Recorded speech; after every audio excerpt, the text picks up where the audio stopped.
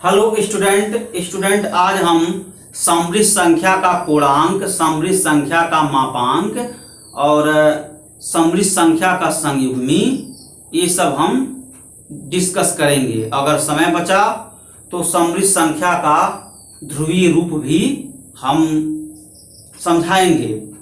चलिए student one by one करके हम टॉपिक को डिस्कस करें, है ना। तो क्वेश्चन, समृद्ध संख्या का मापांक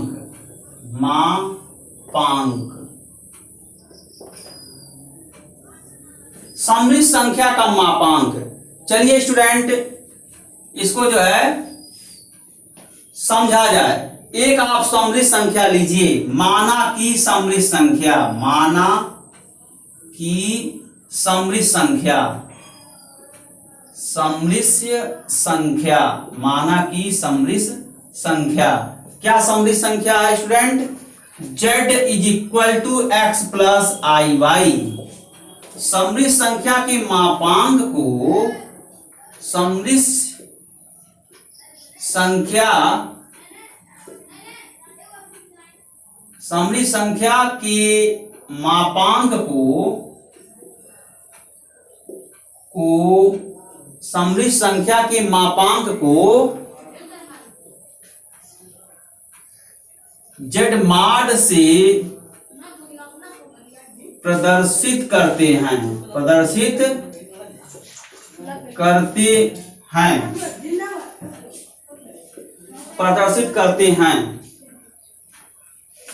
समृद्ध संख्या के मापांक को माड z से प्रदर्शित करते हैं। और माड z का जो डेफिनेशन होता है स्टूडेंट्स, वो यही होता है कि अंडर रूट वास्तविक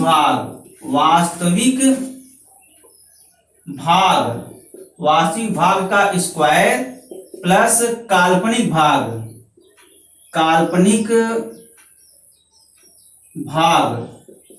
का स्क्वायर, ये होता है आपका, है ना। तो अब जरा देखें ध्यान से। एक समृद्ध संख्या आपके सामने है z equal to X plus I Y, और इस समृद्ध संख्या का वास्तविक भाग समृद्ध संख्या का वास्तविक भाग क्या हो जाएगा स्टूडेंट?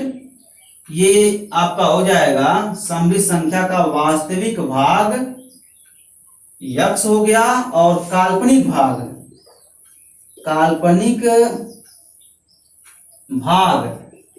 भाग क्या हो जाएगा? y। इसी में यूज कर दीजिए, तो mod z is equal to under root X square plus Y square. ये प्लस वैल्यू आता है स्टूडेंट। हर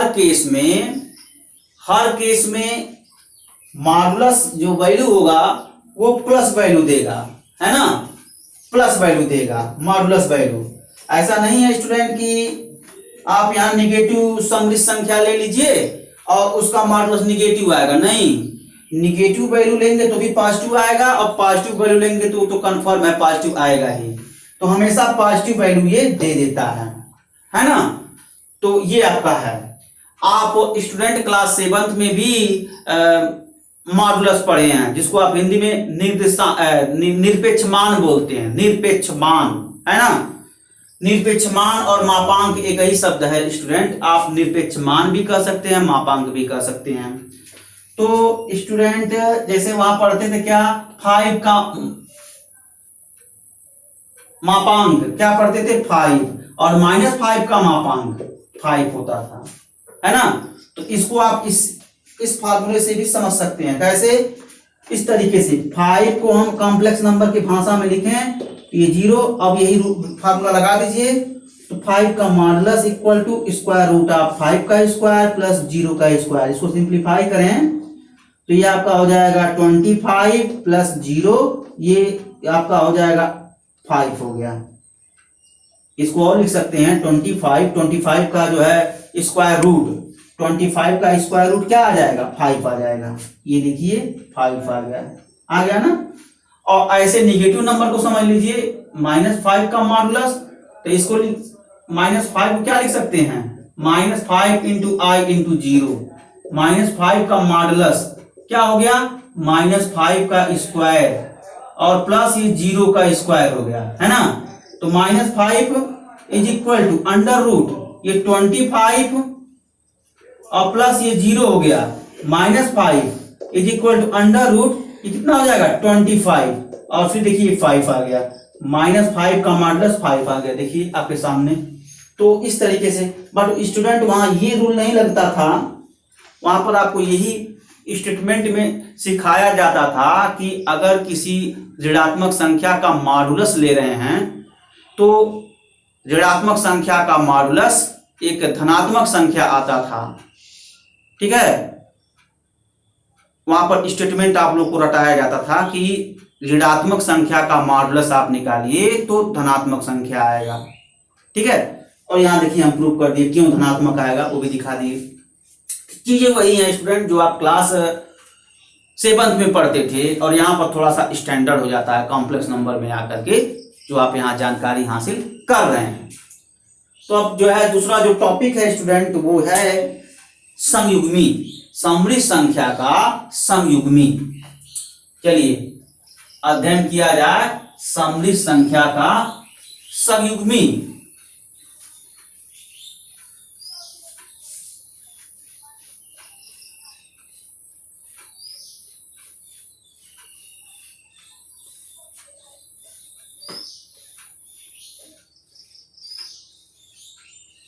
समृद्ध संख्या का संयुग्मी।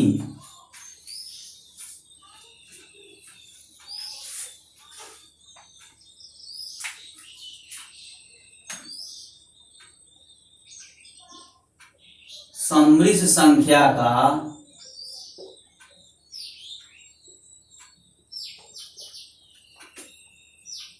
संयुग्मी, है ना। ये देखिए माना कि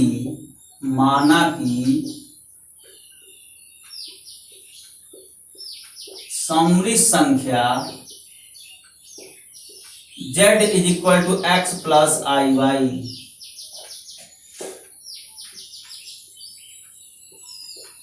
समृद्ध संख्या की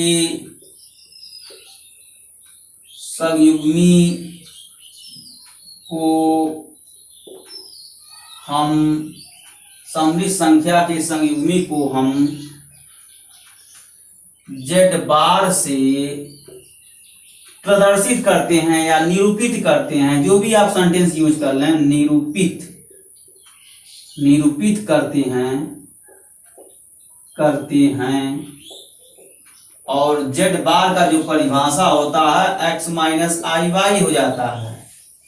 जब भी किसी समृद्ध संख्या का संयुग्मी निकालते हैं तो समृद्ध संख्या का जो संयुग्मी होता है वो i के प्लेस पर माइनस आई यूज कर लेते हैं तो x माइनस आई वाई आ जाता है। ये डेफिनेशन होता है, इस डेफिनेशन को आप याद रखेंगे और इस पर छोटे छोटे प्रॉब्लम भी आप सॉल्व कर सकते हैं। जैसे 3 + 2i, तो 3 + 2i क्या है, कॉम्प्लेक्स नंबर है यानी समृद्ध संख्या है, और 3 + 2i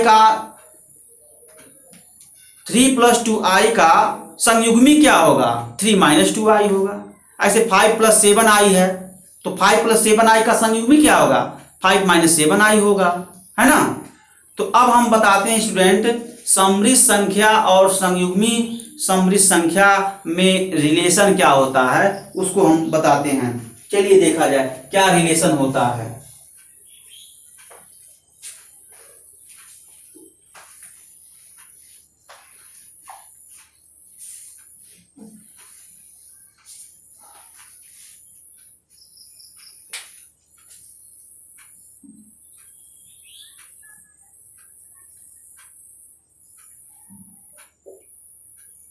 समृद्ध संख्या व समृद्ध संख्या व संयुग्मी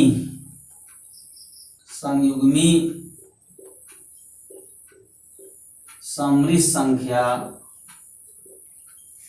में संबंध समृद्ध संख्या व संयुग्मी समृद्ध संख्या में संबंध, ये बताएंगे। तो आप क्या करिए स्टूडेंट, एक समृद्ध संख्या कंसीडर कर लीजिए। तो माना कि समृद्ध संख्या z is equal to X plus I Y एवं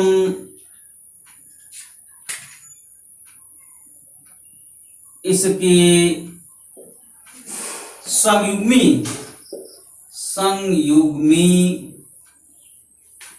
समृद्ध संख्या क्या होगा, z बार से डिनोट करते हैं, x माइनस आई वाई हो गया। चलिए अब इसी पर एनालिसिस किया जाए।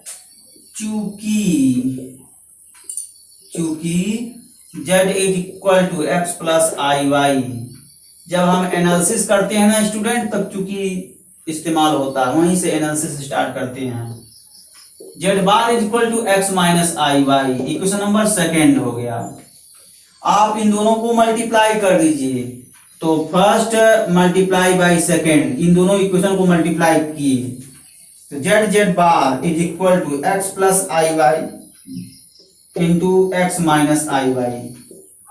तो यहां से थोड़ा और सिंप्लीफाई करें student, X square minus I Y whole square. ये आप अलजेब्रिक आइडेंटिटी जानते हैं स्टूडेंट, ये होता है ए स्क्वायर माइनस बी स्क्वायर, ए माइनस बी, सभी लोग जानते होंगे। ये प्राइमरी स्तर का जो है फार्मूला है, क्लास 9 में पढ़े होंगे या क्लास 8 में भी पढ़े होंगे ये फार्मूला।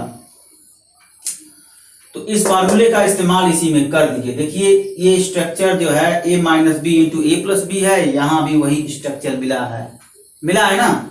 तो z bar is equal to X square minus I Y का होल स्क्वायर, और इसको थोड़ा और सिंप्लीफाई करिए स्टूडेंट, ये X square minus I square Y square, z bar is equal to X square plus Y square.